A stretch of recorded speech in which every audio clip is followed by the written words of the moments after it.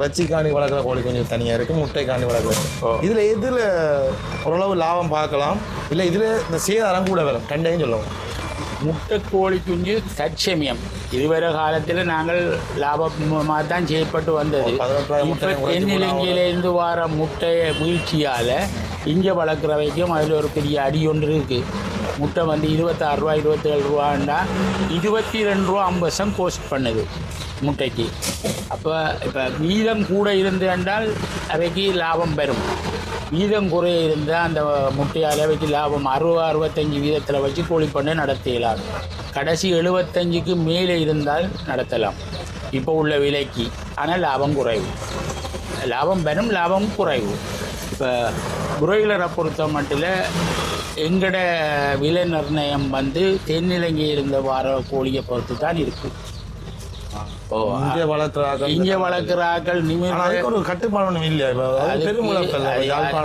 கட்டுப்படுத்தாது. ஏன்னு சொன்னால் எங்கட இடத்துல அதுக்கு எங்கட ஆக்களுக்கு உரிய சாப்பாட்டுக்கு அந்த தேவையை பூர்த்தி செய்யக்கூடிய அமௌண்ட் இங்கே இல்லை. இப்போ அங்கேயும் தான் வரணும்.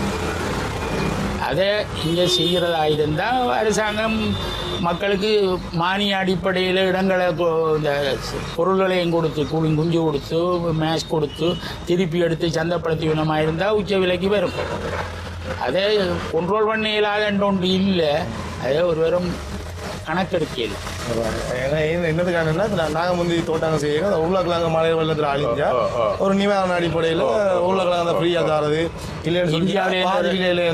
இந்தியாவில் இறக்குறதே நிப்பாட்டுறது ஒரு காலம் இருந்தது. யாழ்ப்பாணத்தில் உருளைக்கிழங்கு அறுவடை செய்ய அதாவது சேதாரமான ஒரு அரசாங்கத்திலிருந்து ஒரு விலக்களிப்பு அந்த மாதிரி ஒரு கன்செப்ட்ல சாமான்களை தருவினோம்.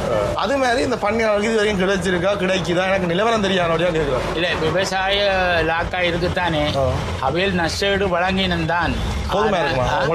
என்ன சொல்லினோம் அதுக்கான தான் உங்கள்ட்ட கேட்குறேன். ஆடு மாட்டுக்கு இல்லை, ஆடு மாட்டுக்கு இல்லை. விவசாய வழியில இருக்குது. நெல்லுக்கோ மற்ற தோட்ட விவசாயத்தை பற்றி தான் கேட்குறோம். ஆனால் அப்படி எனக்கு தெரிஞ்சு நாங்கள் தோட்டம் இருந்தது.